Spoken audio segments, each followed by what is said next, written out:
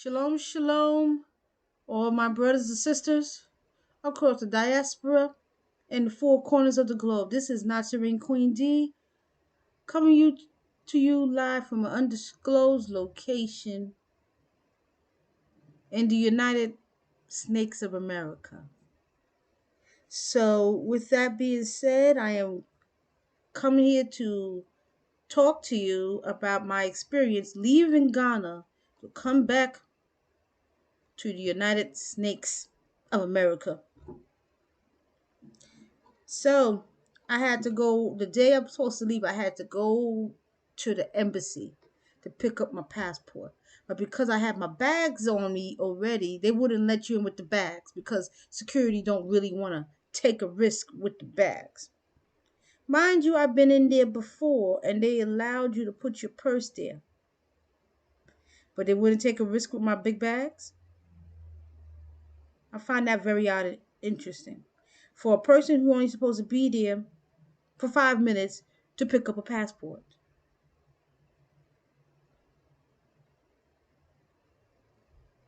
So while I'm going through all this, I had to beg the military police to hold my bags in their little office while I go get my passport. Even though they didn't want to do it, they kept saying, Miss, exercise patience. Miss, exercise patience. My patience really went out the window. So if you're going to go to the embassy, even though they tell you not to bring no bags, I suggest whatsoever you don't bring any big bags unless you carry your personal purse. That's the only thing they may hold. If you carry any cash on you or anything, make sure you take it out.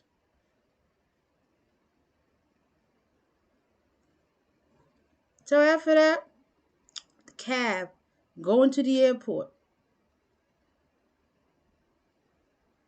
Airport. They let you check in. You gotta go through security, all that other stuff. Fine. Soon as you get ready to go through the second security, Ghana Immigration Services stops you. They said you overstayed your welcome by a few months. Yeah, I was supposed to get a visitor's visa, but how you gonna get a visitor's visa if you can't state your purpose for the business when all you want to do is just move there? And most Americans don't really have $1,000 right away to be paying for residency. So I have to give GIS 300 CDs for overstaying my welcome approximately 3 months.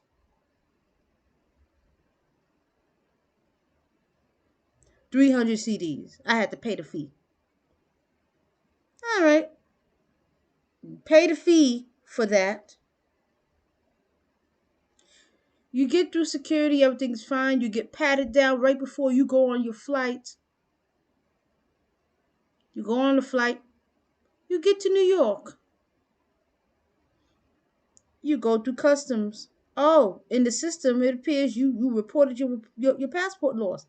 Mind you, I had reported it lost approximately 8, 9 years ago. Almost 10 years ago. I approximately reported the passport lost. And I ended up finding it the next day. But because of the fact it was already reported lost online, they put me in a holding cell for over an hour and put immigrants over me when I was a United States citizen. You hear the frustration here? I almost nearly missed my ride with my brother because custom had me in a holding cell for nearly an hour. That is something. I ended up turning in the old passport that they was looking for. I still have my new passport, but I ended up turning in the old passport that was declared missing. The guy said, "Oh, you shouldn't have no more problems." I hope not, because it was already unbelievable to me that you would put me in a holding cell over a lost passport. Unbelievable. But diasporas, please do not go through what I go through. Make sure your paperwork is up to date and make sure you have everything covered at all costs. Because You don't want to go through what I have to go through and nearly missing your ride and having to go through hell. Excuse my language. Go through trials and tribulations just to get back into the States. Until then, I'm going to put those tips on the screen. Hopefully you'll read it carefully and heed to my warnings. I'm Natsarym Queen D, coming to you from an undisclosed location in the United States of America. I definitely will be back in Ghana sooner than you think. Shalom.